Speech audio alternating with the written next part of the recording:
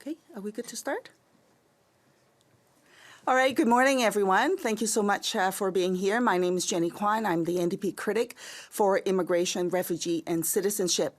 And with me today, in no particular order, I'm just going to introduce the folks on the platform here and then, of course, acknowledge another family member who is on Zoom. So starting from my left, and first we have Kathryn Burton, a family member of Lost Canadians. We have Carol Sutherland, who's also a family member of Lost Canadians. We have Paul Chiang, MP from the Liberal side, and who's the Parliamentarian for immigration, refugee, and citizenship. And last but not least, we have the leader of the Green Party, Elizabeth May. And joining us by Zoom is Don Chapman, who really needs no introduction because he's been an advocate and a champion on the Lost Canadian issue for as long as I have been alive. So I am so delighted that everybody is here today. And the reason why we're here is that we want to send a clear message to all parliamentarians, to all parties, that we want once and for all for the Lost Canadian issue to be addressed. We have before us in the House of Commons a government bill, Bill C-71, that is poised to become law. As people know, the court in Ontario here made a clear decision that the law that was brought in 15 years ago by the Conservatives is unconstitutional. The law that said to Lost Canadians, second generation born abroad, that they do not have the birthright to have citizenship for their children. They are saying that this is unconstitutional and it must be rectified. The court made that decision and gave the government 6 months to fix this. That deadline is coming right up on June the 19th. We have no time to waste, and we have to get the law passed. And so yesterday in the House of Commons, in an attempt to do so with the support of every party, except for the Conservatives, I attempted to move a unanimous consent motion to pass all stages of Bill C-70 in one day. The Conservatives did not support that, notwithstanding the fact that during committee, and by the way, Bill C-70 is basically a reiteration of a Senate bill, Bill S-245, with many amendments from the NDP and some with the Liberals on S-245. This is basically a duplication of that bill. We spent over 30 hours at committee debating Bill S-245. The Conservative have actually said during committee that if this was a government bill, they would not stand in its way. But here we are, it is a government bill, and they're still standing in the way. They would not let us move through Bill C-70 in an Bill C-71 in an expeditious manner so that we can meet the court deadline.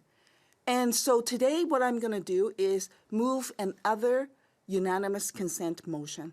And this time, I'm going to call for the House support to move Bill C-71 from second reading to committee, so that if people want to make amendments to the bill, they would be able to do so at committee still.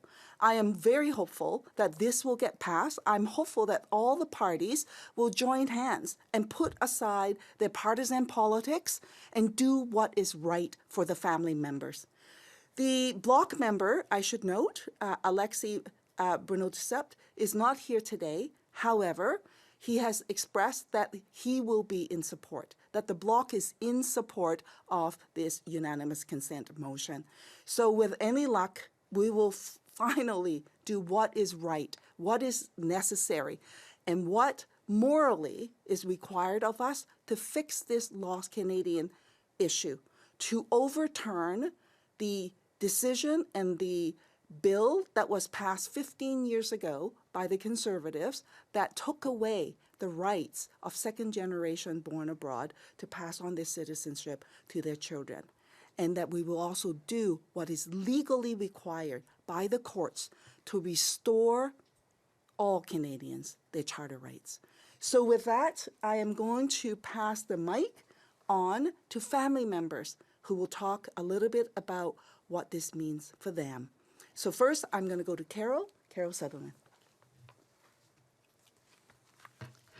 Thank you very much, MP Kwan, for the invitation today and for your unwavering leadership on behalf of Lost Canadians. I am here in front of you as a mother, as a grandmother, and as a proud fourth-generation Canadian. Je suis ici en tant que mère, grand-mère et fière Canadienne de quatrième génération. The law that was created in 2009 meant that too many Canadians with genuine connections to Canada fell through the cracks. Canadians such as my daughter, a fifth-generation Canadian, who's lived in Canada for more than 20 years, is affected. And there are many such Canadians, just like me, with deep ties to Canada. How do I know? I know because I've met them, talked to them, heard their stories, some of which you can read in our brief to the SIM Committee. My father was a Canadian artillery officer who served in Europe during the entire Second World War, as well as the Korean War.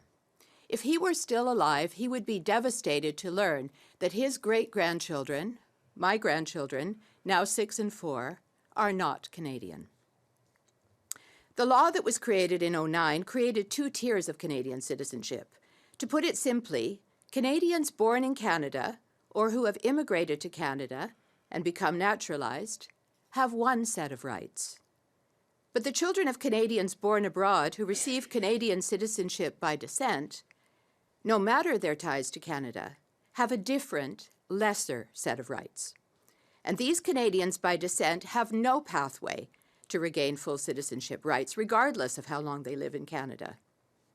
In the case of my family, and many I've connected with on this journey, parents were abroad temporarily for work or study and returned to Canada with their children. How are their children who've grown up in Canada, studied, worked, volunteered, paid taxes, and voted, not deserving of citizenship rights? Why do we assume those that live abroad, no matter how temporarily, are less tied to this country, less Canadian? Why do we claim that those Canadians temporarily abroad are necessarily Canadians of convenience, rather than representatives of all that is good and great about this country? Rather than shame those who choose to study, work, and travel outside Canada, we could embrace the fact that our Constitution allows us the freedom of movement to explore and contribute to the wider world and bring those learnings and experiences back to Canada. The court has ruled clearly in the Bjorkquist case, and this unfair and unconstitutional law will be struck down on June 19. I'm grateful to Minister Miller for tabling Bill C-71, which would finally render the Citizenship Act charter compliant. Bill C-71 builds on the recent good work done in the SIM Committee and the more than 30 hours of study of Bill S-245. It addresses the issues raised by the court case and rectifies inequalities by both offering a pathway for Canadians by descent to gain full citizenship rights, at the same time ensuring that they have a close connection to our great country, a minimum of 1,095 days spent living in Canada. There is no need to revisit all those 30 hours of study in committee. This issue reaches across party lines. Many members of most, if not all, political parties have also taken opportunities to work and study abroad. I implore parliamentarians to cooperate and pass this legislation for the good of Canadian families. All Canadian families deserve the right to be able to plan their lives. Toutes les familles canadiennes méritent le droit de planifier leur vie. Merci. Thank you. And with that, I will pass it to Kathryn Burton. Good morning, Gwe, bonjour, hello, in all of my many languages. I stand in front of you again, this time without my boys, who so many of you saw on the TV. They are at lacrosse right now, learning the national sport of Canada, albeit many believe it's hockey. And in fact, it is lacrosse. But it's just one more way to show the connectivity between my children and Canada. My boys cannot receive citizenship, and that I called them this morning. I said, Mommy needs a pep talk, and it's rare that I ask for a pep talk. My one son said, I'm not really great at pep talks, but I do know that when you are in a principled fight, you fight for us and you fight for our ancestors. And he was so apt in what he said. So here I stand respectfully asking for consideration and support of a bill that we can all agree on. And that's what this country stands on, which is cooperation, working alongside one another, not against, ensuring that my two boys are not caught in a government fight, but rather a common sense solution that we all collectively can agree on. So with that, I say Walalio, thank you, Enigma, and I trust that collectively we can see, again, the common sense solution to something that should never have happened. It did. We're here to fix it. We're here to fix it together, collectively, and standing behind me, and Dawn on the screen there, who has been fighting this for so long.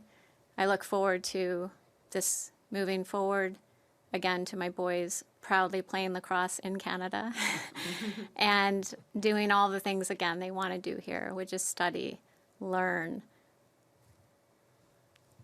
you name it, pay taxes, invest, get their education. That is our goal here. Nothing more, nothing less, but so poignant, so meaningful. And again, I just also want to thank Minister Miller, all of the amazing parliamentarians behind us. Sorry, my U.S. folks are all wondering, like, well, whose side are you on right now?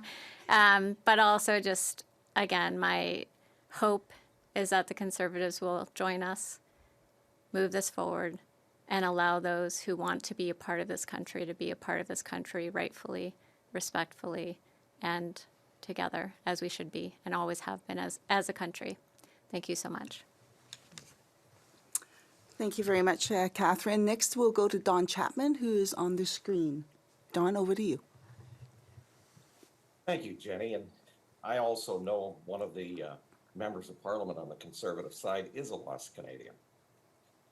Bill C-71 is an amalgamation of several previous lost Canadian bills spanning more than 20 years, and it's a great step forward in making the Citizenship Charter compliant. Now, I have to say, it's not just about the first and second generation born abroad, but this has to do with the age 28 rule. Currently, women don't even have equal rights in the Citizenship Act. This encompasses a great deal more, and the further you get into it, the stinkier it is. Now, to be clear, C-71 has nothing to do with immigration. It's about citizenship. So often people confuse the two. Now to the urgency of why C-71 needs to be passed post-haste. Quoting Dr. Martin Luther King, he said, "A right delayed is a right denied." For thousands of lost Canadians, their loss of citizenship has come with devastating consequences. Being deported from their own country, as aliens no less, the loss of medical coverage, not being allowed to marry, the loss of employment, being denied your hard-earned pension. Many folks have lived and paid taxes for decades. Some fought and defended Canada in times of war. There's been forced family separation where children of Canadian citizens can't live in Canada with their parents. Is this how Canada should be treating its own people? Does any political party really want to be on the side of denying a Canadian World War II vet their citizenship? They risked their lives for your freedoms and way of life. Don't they deserve an immediate welcome mat? Being close to 100 years old, they don't have the luxury of time. And what about children and babies of Canadian citizen mothers and fathers? I can't help but wonder if the loss of citizenship happened to an MP or senator or a member of their family, how fast would they want this legislation passed? How fast would they want it to become effective? In a way, think of lost Canadians as hostages to unfair legislation, or being jailed for something they didn't do. If this were you, how fast would you want the injustice to end? Delaying is denying. Let's all stand on guard for these, starting with the parliamentarians. Nelson Mandela, an honorary Canadian citizen, said a nation should not be judged by how it treats its highest citizens, but its lowest ones. All parliamentarians should not only understand this, but act accordingly. What a shame if they don't. After all, they were elected to represent the best interests of all Canadian citizens. Lastly, our athletes are about to arrive for the Olympic Games. Canadians wearing, our Canadian attire and waving flags will en masse be cheering them on. But what makes them or any of us Canadian? What gives all of us our identity and pride? It's our citizenship. Not one more lost Canadian should die disenfranchised by their own country, but they will if C-71 gets delayed. Think of the old Holly song, "He ain't heavy, he's my brother." And let me lastly go out with Diane Oblonsky, who was the conservative citizenship critic, and she actually said this in committee, so I'm quoting her. Stripping somebody of their citizenship is akin to capital punishment.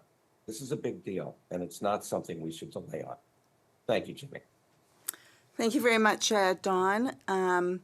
We will open questions to the media if there are questions. Merci. This concludes the press conference. Oh, sorry. Are there no questions from the media? Well, in that case, do you mind if I actually then let the floor go to Paul and then to Elizabeth May to say a few words? Okay. Thank you. Thank you, MP Kwan, and thank you to Don, Carol, and Kathryn for being here today. I'd like to begin by acknowledging that we are gathered today on the traditional and unceded territory of the Algonquin Anishinaabeg people. I'd like to thank the family for the advocacy for being here today to talk about Bill C-71. And I would like to thank my fellow colleagues, MP Elizabeth May and MP Jenny Kwan, for their leadership and their advocacy on this important file. The value of Canadian citizenship is not only a symbolic, but it's tangible. It has measurable effects on persons' life choice and status. We want our citizenship system to be fair, accessible, with clear and transparent rules. That is why it's so important that we amend the Citizenship Act to restore and give citizenship to more lost Canadians.